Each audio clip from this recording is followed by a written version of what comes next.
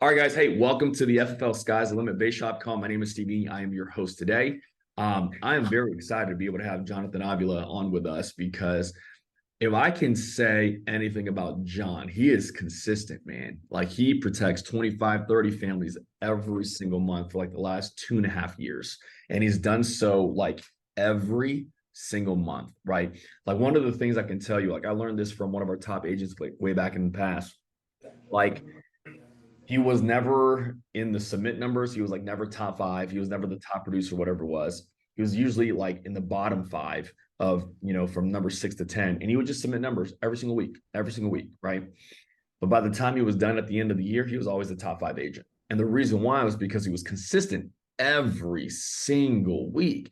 Because some producers, they write 12, protect 12 families one week, then four the next week, and then, 18 the next week, and then three the next week. That's not John. John's consistent. And if you watch his business and you see the amount of premium he writes and how much he actually shares that with people, he's literally one of the top producers, not just in the SkyPoint agency, but all of Family First Life. So, John, I appreciate you hopping on, man. For those that don't know your story, can you kind of share with them your background, how you fell into this and all that good stuff? Yeah, so man, first and foremost, thanks for having me, brother. It's always an Absolutely. honor to help new agents and add value in whatever way I can. I got introduced to the business. I was in a place in my life where I needed to make a move, and I was living at home with my parents. I pretty much had a big, huge business failure, one of the most humbling experiences of my life. And my good friend Pablo had got me. He got me into the business. I was originally going to just help my girlfriend Amy, help her sell some insurance, and so I was telling him, hey, she needs a sales job, and he's like, we'll just have her sell life insurance. And I started watching, and the FFL USA podcast, and the amount of success that everyone was having. I said, man, I think I could do this for myself. And I just got, I got hooked right away, man. So, but yeah, that's my story. I've been I love it. and been with FFL since my first policy that I wrote was December 19th, 2020. So it's been a journey. So in 21 and 22, 2021, 2022, how many families do you protect each year? So for the 2021, I think I did about 329, 330, and 2022, I did about 337. You know what I mean when I say he's consistent, right? So this year he's cracking 400.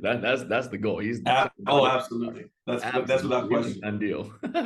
But here's the nice part though, right? Is John, you've experienced a lot of things in the last 2 years because you go from being a brand new agent to now being a vet, right? What are some of those challenges that you see as a brand new agent? Because you're building a team too. What are some of these challenges that you see as a brand new agent that they struggle with, whether it's lead flow, appointments, script on the phone, sales presentation structure? What do you think most brand new agents struggle with? Man, that's a great question. And if I had to, just my experience in talking to new agents and seeing some of their challenges, I would just say it's consistency, man. I wake up, my current schedule, I'm waking up at 4:30. I'm hitting the gym, and then I'm in the office at the latest by 8. And so I would say that's probably the biggest thing that's outside of insurance, just showing up. And so if you can master that, you're going to be way ahead of most of the crowd. So I would say number one is. See that's why we call him Mr. Consistency, because that's literally what he does. So John, can you share with us now because Family First Life has changed. Our industry as a whole has changed actually, Yeah. to the point where we've adopted being able to sell insurance over the phone now too. Your first days in this business, you did everything face to face. Now you're doing a blend of both. Can you kind of share with people what's your work schedule like? How much do you sell in person versus or versus over the phone? Like, what's your schedule look like? Yeah. So currently, man, I was doing 5 days over the phone, and then I was running in person mortgage on Saturdays because nothing beats a Saturday run day with a bunch of mortgage appointments. Absolutely. But I've slowly transitioned to be 100% over the phone. So That's kind of I was like 80-20. Now I'm like 95 over the phone. So, Okay. What's your lead flow that allows you to do that? Like share with people, like, because you had a lot of sales training face to face, obviously, right? Like you learn what the clients see, what you can read their body language, all that. Now you're doing everything virtually. Obviously, that face to face training helped you a lot. Now to the point where you're selling 95% of your business over the phone. Um, what is your lead flow? Like, how many leads do you get weekly? And how much do you spend on leads? What type of leads do you run in order to be able to have that type of appointment schedule? man, that's we're talking about my journey. And so I remember I was looking back last year and I had locked out pretty much my whole state for fresh direct mail mortgage. And I was driving around. I was super frustrated. And because I just wanted that fresh mortgage. I remember you're like, hey, dude, you need to diversify your lead flow. You need to be doing a little bit more. And so I took I took notes of that, and I said, man, I really do. And so I've been, just generating my own leads for final expense through Facebook, and I've been doing it 100% over the phone. I'm getting anywhere from 50 leads a day, 60 leads a day, on average, to be able to do what I'm doing. So I'm roughly spending anywhere from 1,500 to like 2,000 a week, roughly. And how much premium or how many families are you protecting with that ad spend? Yeah. So, this is all, I want to say this is like a test I've been actively doing this probably, this will be my first full month. And, I'm averaging about, 10 to 12K submit every week. So we're looking at a pretty good May so far. Right. So you're spending about 2,000 and you're protecting 10 to 12 families, right? Which if you ever listen to me ever talk about trainings, the number's always 1 to 5. Like there's no other way Yeah. to say that. And see, you're one of the things that I love is like, we at Family First Life, we don't go, you have to. Like we've never said that. Right. And so you used to run leads with mortgage, you had other lead vendors, generate some stuff for you. Now you're taking it into your own hand. You hired a marketing company, they set up your lead strategy, which is awesome, by the way, because you can control your flow. And you scale that from 50 bucks a day to like 200 bucks a day. And now you're protecting 10 to 12 families Monday through Friday, John. Pretty much.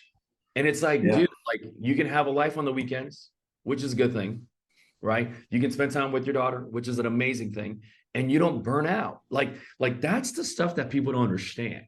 Like you don't have to work 87 hours a week to make it successful here at Family First Life. Now, don't get me wrong, you should work at least 40 to 50. I agree with that part. But like you can have a very, very comfortable life making 10,000 hours a week because you have the amount of lead flow and you have the proper investment and your sales ability with the amount of appointments you have allow you to protect the people that need to be protected. There's no other way to say that, right? Like I was at so this past week I was at a meeting in Dallas, and we had most of y'all have heard of Zig Ziglar. He's like one of the founding fathers of like personal development, right? Well, his son, who now runs his company, his name was Tom Ziglar. He was one of our keynote speakers, and he basically said 28% of people, 28% of people last year quit their career because of mental health. Well, that's a high number, but what is mental health is what was the next question. Like, well, define mental health. And they said, so out of that 28%, so a quarter of the people, right? A third of the people almost, if you took why they quit their career, 55% of people quit their career, stress and burnout. And so I'm looking at that and looking at, how I've ran my business and other people have ran their business. And I'm like, I believe that. And it is not fun working 7 days a week, 10 hours a day, 12 hours a day. That's not fun, right? You have to make this thing enjoyable. And for me, it's like I can work 8 to 10 hours a day because that's what most humans do in America, right? But we have a program, we have a company and a system in place that you can do that, but actually make 5, 10,000 hours a week, right? So I love that, man. You've been generating your own Facebook leads, and you're not generating like IUL leads or mortgage leads. You're doing Facebook final expense. Yep. Very basic final expense, 5, 10, 20, 30,000 policies. Low income, middle to low income folks, just helping them get their burial coverage. Absolutely. And very, very basic, easy, simple sale. They know what they want. They know what they can afford. So yeah. I love that. Let's dive into like how you schedule and structure your business too, right? Because like when these leads come in, and y'all have heard me talk about this many times. I'm a fan of having dialers if you can afford it. If you can afford it. And then number two, if you're a top producer, because you can't teach someone to dial when you don't know how to dial yourself, my opinion, right? Most people get dialers because they're incompetent or they're lazy. That's a bad reason to get dialers. You get dialers because you're productive and you need more appointments. Fair, John? Right? So oh, absolutely. you have dialers. When I was selling a lot of insurance, I had dialers. What is your setup now with your Facebook leads when they come in? How do you call them? Like, do you call them? Do they call them? What is your process like? Great, man. Great question. So what I do, I get leads every single day. And so if I'm getting my fresh leads for that day, let's say it's 40, 50 leads, I'm attempting the one call close. And how my dialers play, what role they play is I'll give them the yesterday's leads, and they're booking appointments off those. And since I'm generating new leads every day, obviously I can't properly work those leads, but I utilize and leverage my dialers to help me book appointments for the ones I didn't hit up earlier. And they're constantly dialing every single day. And so for me, I'm trying to one call close my fresh leads. If I don't have a full schedule, now I might have a full schedule, and then I'll just give the dialers, my age leads from yesterday. One day age leads. Yeah.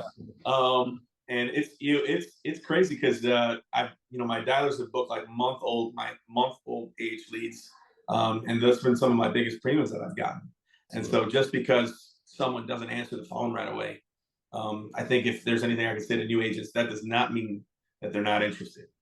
And so I try to one call close my fresh stuff, my 1 day old age stuff. I hand it off to the dialers. I'm text blasting my leads 3 times a week. And so I would say if there's a third of my premium I get from the dialers appointments, a third is from my one call close, and then a third is from my following up my text blasts. So I'm making sure that I'm getting the most ROI that I can from the leads that I have. That's so strong, dude, because so many people want to delegate all the work, but and as much as I love having dialers, let me be very clear when I say this, they are not better than you. You are way better than your dialers. That's not even a question. So if you have a brand new lead, you should always have first crack. I agree 1000% with what John's saying. And if they're able to be closed right then and there, they should be, right? Like y'all have heard me say this many, many times. Like, I'm not saying you only one call close or you only book appointments, because it's not your decision. It's your client's decision. If I'm driving home from work, if I'm at work, if I'm at the grocery store, you can't do a presentation right there. Right. Like we had an agent text me this week and I love her to death. And she said, I didn't close this appointment. I was like, what happened? She was like, the guy was at the gym. And I'm like, I'm sorry, but like people don't make buying decisions at the gym. They make buying decisions at home. You know what I mean? So like, I say that because it's not your decision. It's always the client's decision. And we have to adapt to that. And so if they're able to be having a one call close right then and there, we should. Right. And if not, later, which is perfectly fine.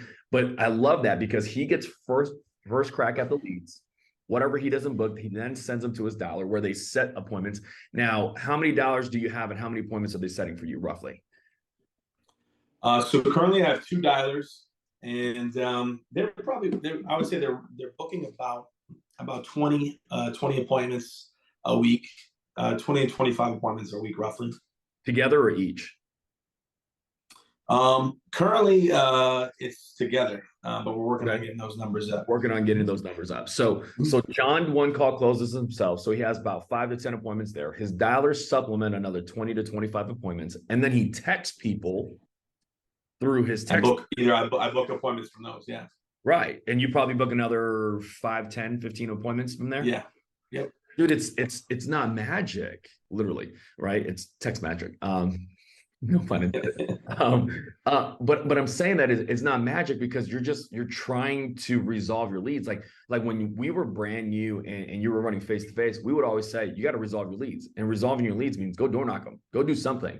And there's some people that won't text their leads, and I don't know why, because I feel like if you call me from a number that I don't know, I'm most likely going to not answer, me being honest. But if Right. you texted me, I would at least open the message. I might not respond, but I'll open the Right. message, right? Exactly. And so I mean, I've literally watched you post this in the Facebook group where you text message someone 57 times.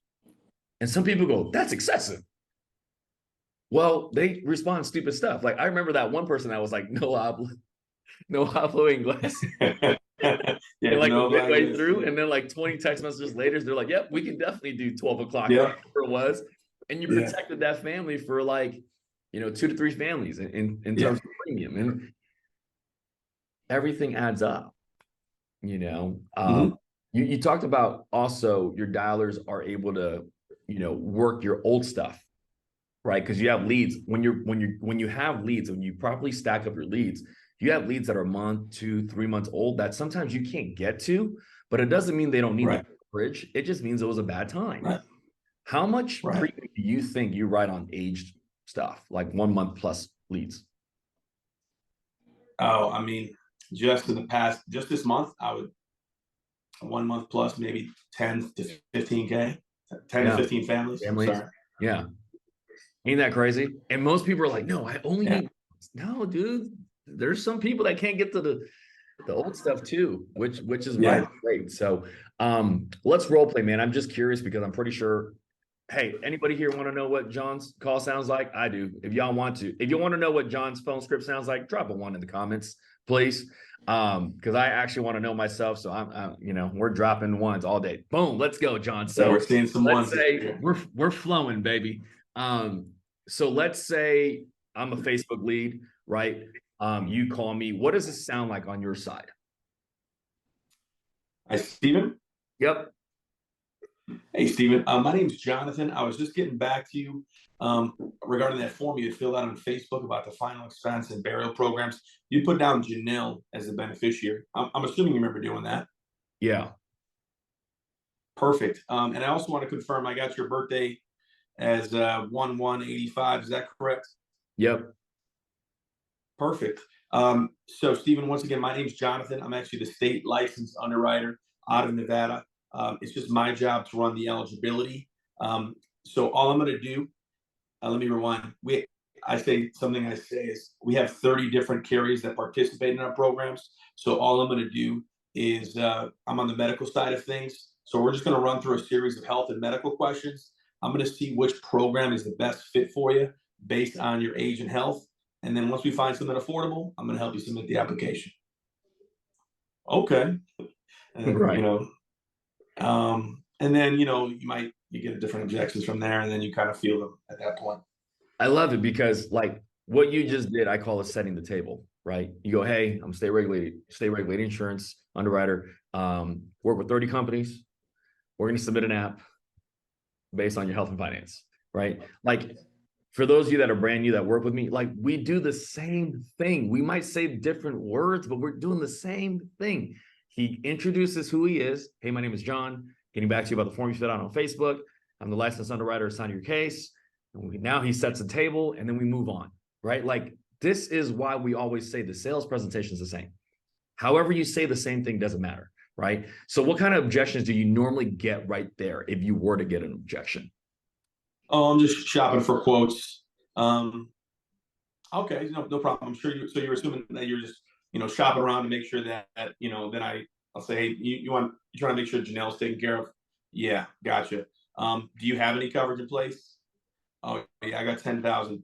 So I'm assuming you probably were thinking that wasn't enough coverage. Yeah, that's pretty much it. And then I go back to the scripts. Financial inventory, and we're going. But see, Yep. like you're Yes, using sir. a lot of assumptive words.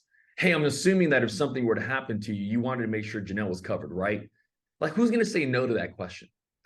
Right? Right. Hey, so do you have any coverage in place? Yeah, 10,000. Most brand new agents go, oh, well, they already have something. I'm out. Instead of going, what John says, oh, you have 10,000, but it's not enough though, right? That's the reason why you filled out the form to get some more. Very, Yep. very assumptive language. You're trial closing them the whole way. You're trying to get them Yep. to say yes, right? Mm-hmm. Cool, dude. So like you move into the financial inventory. The other thing that I will say is, by the way, and I love John for actually participating in a Telegram group because it's very hard to people that don't post their sales, in my opinion, they're selfish. And the reason why they're selfish is because some people take the angle of like, I don't want to post my sales because I don't want to be arrogant. No, no, no. Brand new agents need to see people actually selling insurance because they actually need to know this is real. And so, like, thank you, John, for actually participating and posting your sales and helping Oh, for understand sure. all that stuff. But that's the thing is like you see John sell insurance in the Facebook or the Telegram group, and he almost never writes AIG, which means he does a very good job underwriting and he's profitable because he's writing Mutual of Omaha, Americo, Aetna, Prosperity, and he's writing all the carriers that will pay you, which is a good thing, right? And so, like, that's a big deal because if you become AIG or Great Western's number one producer, you will go bankrupt running business, in my opinion. Right. And so, like, a lot of people make the argument of, John, hey, when you run Facebook leads, all my clients are ill. No, it's probably because you don't know how to underwrite. Yeah. So, Yep. what's your underwriting process like? Oh man, I dive deep into it, and I go through all the medications. I'll ask them all the, we got this.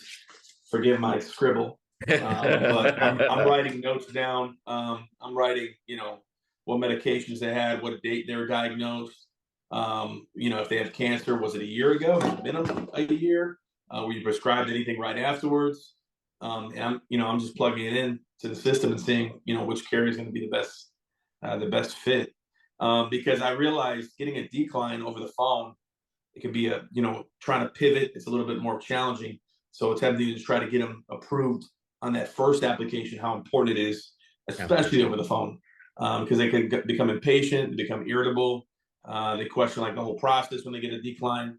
And so just learning how to manage that and, show them options that you believe to the best of your ability. Now, obviously, things pop up and, they forget a medication that they were prescribed. They're on blood thinners. And so that happens all the time too. Right. But just giving them options that they more than likely are going to get approved for. I love it. Now, so let's say you do get a decline because it does happen. People Yeah. withhold or misuse information, however you want to say it. How do you already have all that information they have on a piece of paper? Like, where do you collect all the personal information on a separate thing so you don't have to re-ask them that again? Like, how do you transition and pivot when you do get a decline? I take it from a position of authority. Like, hey, are you sure you never been prescribed anything? And then that kind of gets them like, no, I haven't. Like, then they, that gets them. When you're in a position of authority, then you're not going to lose them.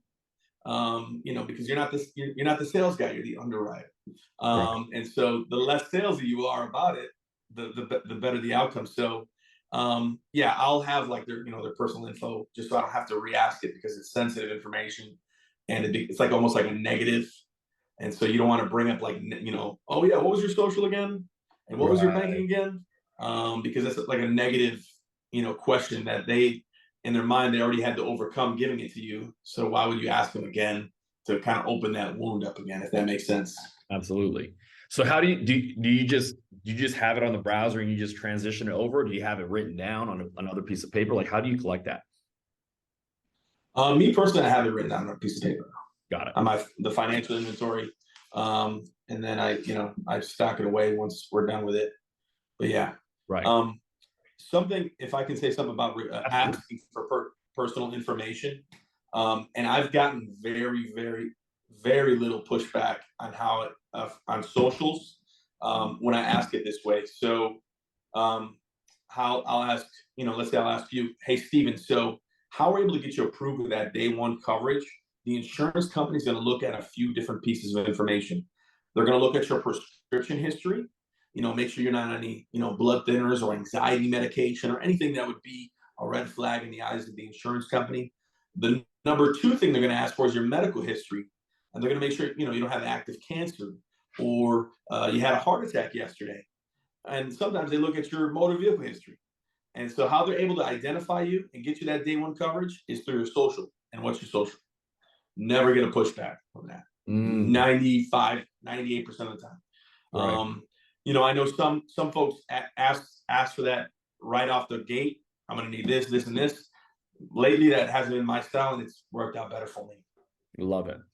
I feel like, if you do that at the beginning of the call, because some agents teach that, right? Like some people go, hey, Yeah. John, my name is Steven. I'm the field underwriter assigned to your case, blah, blah, blah, blah, blah. In order for me to proceed today, I'm going to need your social, banking, and pertinent information. They're like, dude, I don't even know you.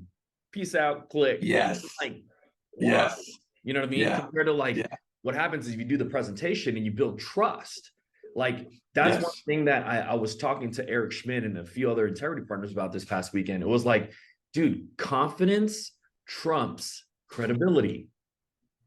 Confidence 1,000% trumps credibility. If you listen to the Bay Shop Builders call today, Andrew Taylor said he will literally wear an ugly sweater during Christmas to go sell insurance. And I'm like, most people couldn't get away with that because they don't have the confidence to do that. But it's proof that his confidence trumps credibility and he knows what he's doing. And so when you are very confident in what you say and you can build trust through your presentation, your financial inventory, you're establishing the why and all that stuff, then when it gets to the social and banking, you don't need to do all that funky stuff. Yeah, absolutely. Even something as little as even pronouncing the medications properly, they'll, obviously most clients don't know, atorvastatin, they'll mess it up. Okay, atorvastatin, like, oh yeah, you must have been doing this a long time. I said, yeah, and little stuff like that, all those little things matter when it comes to building credibility. Yeah, dude. It's like when they go, oh, I take a metformin for diabetes, right? Oh, you take a lisinopril for high blood pressure? It's like when you can tell them what they're taking, they're like, damn, he's good. And see, like, that's what I was trying to get to. Cause like, John, you're really good at underwriting now, right? Like to the point where like, I trust you to underwrite a lot of cases. What people think as brand new agents is they go, well, if I don't know at all, I can't start. And that's not true. You learn through time, right? How did you learn which carriers took what products, what meds could go through with certain carriers? Like, how did you learn that part? Just reaching out to my upline, asking a lot of questions, and getting the reps in when it came to meeting new prospects and new leads and talking with people about insurance. Right. And so we talk a lot about the 100 appointments, running the 100 appointments as quickly as possible. And for me, why I think that's so crucial is that that 100 appointments, you're going to see a lot of different health issues. You're going to see the no bank accounts. You're going to see a bunch of different situations and circumstances that once you go through those 100 presentations, you're gonna see, recognize that amlodipine is for blood pressure. Right. Atorvastatin is just a cholesterol medication. So you'll be able to recognize and see the patterns, and then you become more of an expert in the situation. And that's money, because that's what I was trying to say, right? Like you didn't learn that on day one. You learned that on like day 150. Because it takes time. And it's like, if you want to know it all before you start, you'll never start. It's not possible. Like we didn't become pharmacists. We just accidentally learned the meds because everybody takes the same step. All the clients take the same meds. Right. Absolutely. And so that's through reps. That's through running 100 appointments. So I love that, dude. One thing, and I'll give you guys this tip. Trey Honeycutt taught me this early on. Do it as you please, however you want to do it. He goes, if this is your career, because most of us, this is our career. He goes, if this is your career, then it wouldn't hurt 15 minutes a night where if you're on the toilet or you're at, you're ready to go to sleep, whatever it is, like 15 minutes at night when there's nothing for you to do, go flip up the underwriting guide and see which carriers take what. Look at the underwriting guide and go, hey, this company has a prescription drug guide They don't take this med. Oh, wow. Like clopidogrel, the only company that takes it is Amam. Good to know. Note to self. Plavix, if someone's on Plavix / clopidogrel, we have to go here. You learn that stuff during your downtime, not your active time. And if you want to be professional in this industry, you should, So cool stuff, man. Yes, sir. I want to find out another question. You're closing business now. You do your underwriting. You're going to show them options. How many options are you showing people? 2, 3, 4? What are you doing? I'm doing. I do 3 options, and I know some guys do the top down. I always do. I'll give them the 3. And if it's fine expense, depending on their budget. Obviously if they're making $6,000 or $7,000 a month, they're trying to leave something behind. I'm going to show them the higher amounts. But if they're on Social Security, maybe they $1,200, $1,500 a month in income, I'm going to show them the lesser amounts, because you can show folks, you show too high, it can turn some folks off. And so finding 3 options kind of gives you that buffer room of all right, there's a middle, great, better, best options. So yeah, I do 3. Now, how do you come up with those 3? Because that's the question that I get the most from brand new agents. Okay, I know I'm supposed to show them 3 options, but what's the dollar amount? What's the coverage amount? What is your usual answer to that? Like, how do you do it? Man, that's a great question, because some folks like, oh, I want 30,000, but they get $700 a month in income, and obviously that's not realistic. So for me, it's just always finding something that's affordable. I think the simple rule of just doing that 3, 5, 7% of their income is kind of a pretty good general principle. Explain that. People don't understand that. Brand new agents don't explain. They don't understand what you just said. But that was something that we were taught like 2 years ago, and it's been money for us, especially for final expense. So can you explain to them what the 3, 5, 7% rule is? Sure. You just take 3% of their monthly, 3, 5, 7% of their monthly income, and you put that towards a premium and see what they get from that. Just trying to aim for a certain death benefit, I think is kind of difficult sometimes, especially for folks on Social Security that are on a fixed income. Sometimes getting a $10,000 policy doesn't make sense for some folks, and so hey, but they can afford 7, they can afford 6, and it's putting the family in a better position than they were in yesterday. And so that's kind of how I view it. Yeah, because that's the magic of this, right? Like, so simple math, right? If your client makes $1,000, you're showing them $70, $50, $30. That's the 3, 5, 7%, right? And it's very hard for, like, maybe this is a wordplay, but we used to be like, hey, Bob, we're not able to show you anything over your budget because these are state regulated insurance programs. So we have to stay between 3, 5, and 7% of your income. And if you want it more, we have to get a manager approval, right? Because sometimes they're going to want more and they can't afford more. But when you say it that way, it's very threatening, because it's like, Bob, it's only 7% of your income. Right. And so like we used to get really, really good at doing that. And so, for new agents, that's a good way to think. Like, one of the tricks that you can fall into, and this is why I feel like brand new agents that run internet leads or they run mortgage leads, they can fall in trouble, because they go, John, this is guy 67 years old and has a $200,000 mortgage. Bro, you're not selling him $200,000 worth of insurance. You're getting in trouble for that. Right. You got to fit it within the budget. You got to go, it's based on budget, and option 1 is this price, option 2 is this price, option 3 is this price. And I feel like a lot of new agents don't close because the pricing options they show them is too high. My rule of thumb, if I have a husband and a wife and they make $4,000 to $5,000, I'm going to show them in mortgage protection, option 1 is 300, option 2 is 200, option 3 is 100. If I'm in final expense, depending on the income, it's usually about 180 and maybe 50 or 60, like ish, right? Because if someone makes $700 and I show them $372, they're gonna be like, get out of my house. Like, that's given. You know what I mean? So cool. So how do you close? So like, let's say there's 3 options. You show me 3 options. What questions do you ask? If you even ask, what questions, how do you navigate them to buy an option? So, the closing to me isn't the biggest deal. It's more the questions that I ask during my presentation. Hey, so if it's final expense, so I'm assuming you're not trying to leave behind a burden to Janelle if something happens.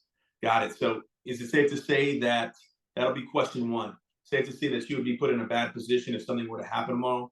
Yeah, yeah, yeah. And I always get down to the why. So something that I asked that I skipped over when you asked me was right when I call them and I do my introduction and I lay the framework. I'm asking them, is this the first time that you're looking for insurance, or are you adding on to what you already have? And so I think that's super critical early on because of the fact that you're getting them invested in the conversation, and now they're selling you. Right. Okay, well, yeah, I got 10,000. It's not going to be enough. Perfect. All right, boom. Then then you work it. Okay, then who's going to be the beneficiary? And then just pounding on that why I can't emphasize enough. Right. And then at that point, it's just finding them what makes the most sense. And so when I'm closing, I say, hey, this first option, if they have 10,000, I'll and let's say it's a $5,000 policy. So this is going to give you a total of you got the 10. This is going to be an additional 5. It's going to give you 15. I'm laying that out in their minds of what that looks like in their life. Right. It's going to give you a total of 15. It's going to be $50. If it's Eagle, it's going to be $5,000 a whole life, $5,000 of accidental.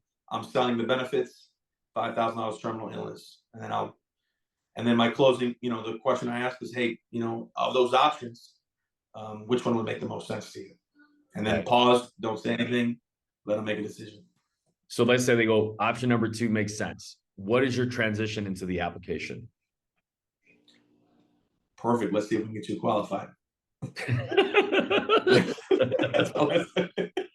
See, and I'm laughing because this is really what we do, but people want to take it and go, there's no way they only say that. It is if you set the table properly and you trial close them throughout the presentation so they understand what they want, right? One of the things that I think new agents struggle with, and you hit the nail on the head, is they don't establish the why well enough. Yeah, they can collect the information on a financial inventory, but they don't know how to ride on that why. They don't know how to push that hot button to the point where the client's I get it. If I die, Janelle's screwed. I get it, John. You know what I mean? That's one of the biggest things that I think we don't do well enough as a company, is teaching agents on how to find that and then being able to use that to be able to use the coverage in place to protect them. Right. I think that's what we lack in some degree. So cool, man. So y'all have any questions, by the way, feel free to drop them in the Q&A. Don't throw them in the chat because we're going to lose them. So if you have any questions, feel free to drop them in the Q&A. See, one of the things that I want to talk about too, John, is the only thing we care about that I'm focusing on this year with our entire agency is I don't care about numbers. I care about profitability. Right. And so you can go buy brand new Facebook leads that are $25, $30 a pop, or you can generate them the way you're doing them for half or even a third of the cost. Right. And when you do it that way, it increases profitability. What are the things that you're doing to make sure that you're staying profitable in your business?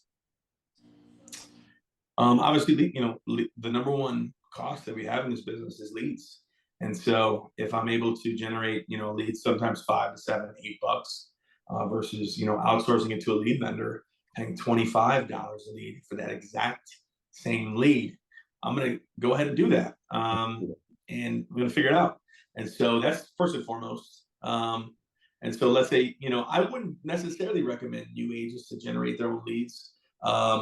I don't know if that would be the best or wisest decision. Find age mortgage, age final expense. Those are $3, $4, $5, $6, $7. And the shelf life on direct mail is obviously much longer than an internet lead. So you work those leads, and it's a fraction of the cost of a fresh lead. That would be my first advice. I think obviously how you close out the sale when you're establishing the why and letting the client know, hey, I'm here for you. I give them my number. I'm giving them the policy number. I'm sending them an email. I'm sending them a text. I'm creating multiple points of contact because if you just tell them, $80 a month, I don't even know what this is. They forget about it. And they had a random conversation with a person over the phone. Just how you close it out and creating the multiple points of contact, to me, is super important to me. Right. That's such a big deal because it's not what you write, it's what you keep. And it's like so Mhm. many agents just happy to get a sale done. They're like, woo, we're good. You know what I mean? And they're done. Right. Instead of going like, nope, I'm your agent for life. If somebody calls you, just, let them know you're already taken care of. Some of y'all that work the age mortgage leads, when you call them, they go, I already got it taken care of, and click. Like, I want my clients to do that. Does that make sense? Like Mhm. Absolutely. age final expense, it's great, especially for brand new agents. But you guys will call clients and they will literally go, I already got it taken care of. Click. I want my clients to do that if somebody else called. And there's a way to do that if you seal the deal and you close it properly. You know what I mean? So 2 questions popped up in our chat. John, I wanted to ask you this. Someone anonymously asked, your tone is very commanding. Can you talk about that? I don't know if that's a bad thing though. Yeah, I think more so just speaking on being an authoritative. Speaking authoritative, this is what we're doing. This is when you're laying out the structure, you're setting proper expectations. We're doing this, and you're also, educating them on, what the actual product is. Speaking with, I think that and speaking with authority is huge, because if they're in control of the conversation, you won't be able to help them. And Absolutely. so that's what I'll say to that. How do you respond when they say, my kids will pay for my final expenses? So that's a great one. And when you're dealing with final expense, that's one you're going to deal with a lot. Um, I would say before you show any numbers, you establish, you're asking those types of buying questions. And usually a statement like that will come up before you even show any numbers. And so what I always like to say to my clients is that, okay, let's get them on the phone. And you'll find that, 1 or 2 times, but you have to do it before you show the numbers, because what'll happen is you show them the numbers, they write that down on a piece of paper, they talk to their son about it, daughter about it. Oh yeah, we don't need it. Just they won't be able to sell it like you can sell it. And Absolutely. so I think that's important, because showing numbers is like poker. Once you show them the numbers, it's game over. The cards have been shown, and so if you haven't established the why, of why they're interested, of why they want it, make sure if you're getting an objection, make sure you address that objection up front before trying to just blow through the presentation and just get through with it. Absolutely. And see, like one of those things that I've said this many, many times. When I sold insurance, it's either going to be a win-win or a lose-lose. And it's like really messed up. But for some people, they think that, but I don't, because I've had clients die because I didn't insure them. So like, I believe it. What I mean by a win-win is this: it's a win-win because I get to show you prices and you're going to make a decision, or it's a lose-lose that you don't get the numbers and I don't get a sale. Because if you get the numbers and I don't get a sale because I didn't protect you, then what happens is they can shop you all day long and they'll never get the coverage. There's some people that have literally been around for like 65, 70 years and they still haven't gotten coverage in place because they're looking for the best deal. You know what I mean? And so like you got to be very, very firm. And I think people that get the whole like, oh, my kids are going to take care of it. Here's what I can tell you. Number one, your clients' kids, I should say, never want to think that about their parents dying. Nobody does. Right. And so like, oh yeah, mom, dad, you don't have to worry about that. We'll get it taken care of. Well, if that's their first death, how can it get taken care of? Because they've never done it before. It's 20, 30 grand, dude. By the way, I buried both my parents in 2021 in a matter of 6 months apart. Yeah, I had the money. Didn't mean it was fun. You know what I mean? Like it was definitely not fun. My mom had a final expense policy, thank God. My dad couldn't because he was too ill, so he was GI. Right. So like, but I say that because you got to be able to explain that to your clients. And if, like what John said, is if you can remove that objection, and you remove objections by bringing them first. Like we always taught, it's not a sales objection if I mentioned it to you first. Hey, you can't think about it. We have to submit an application. The insurance company doesn't think about you first. So when I show them the options, they go, I want to think about it. John, I don't think you understood. Like we already told you that the insurance company has to think about you first, right? Like if you mention things first, it's no longer an objection. And if you feel like you're getting that kids are, thinking about it, all that stuff, you need to mention that in your presentation. Like, hey, if something were to happen to you, would your kids be able to take care of you? If they go, no, you're good. If they go, yeah, they would, got it. Just because they mean they can doesn't mean they want to, though, right? Because it's going to be a financial burden on them. Sure. Y'all need to know statistics in America. United States as a country, we save negative $500 a year. As a country, our clients are middle-class Americans and lower income, which means they're worse. You know what I mean? And so they don't have a savings. Although their kids want to do that, they can't. It's not because they're bad people, but it's just the way they deal with finances. And so we got to do a very good job of that, of expressing that to our clients. Yeah. Something I say in regards to kids paying is if the kids aren't around and I'm speaking with the parent, I'll say, hey, either you or them, they pay a little bit now, or they're gonna have to liquidate $10,000 to $15,000 later. It's a lot easier to stroke a check and pay 50, 60, 70, 80, $100 versus 10,000, 15,000. And they're like, oh wow, they kind of opens up their eyes, and a light bulb goes off when you say stuff like that. And here's the other crazy part. You know what most kids, literally most children of these senior clients do to pay for their funeral and burial? They liquidate their 401k. And John, you know what happens when they have to liquidate their 401k prematurely? What's that? Pre-tax penalty. If you take it out before 59 and a half, you have to pay a penalty. So that funeral no longer costs 20, 25 grand. It's costing them closer to 40. A lot more. Because your parents didn't want to pay $100 a month. Like, that's foolish. And see, y'all need to bring that up to your clients, because those are all selling points. You know what I mean? So, John, I appreciate you, man. Thank you so much. Like, seriously, I appreciate your playing team more than you know.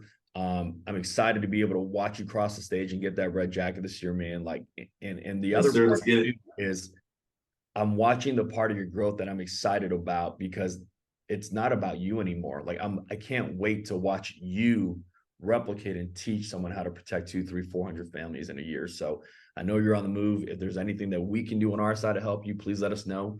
I appreciate you and Amy and the Fortitude team a lot, man. And we'll see you guys. Yes, sir. Thanks, brother. Always. Have a great one, guys. Be safe.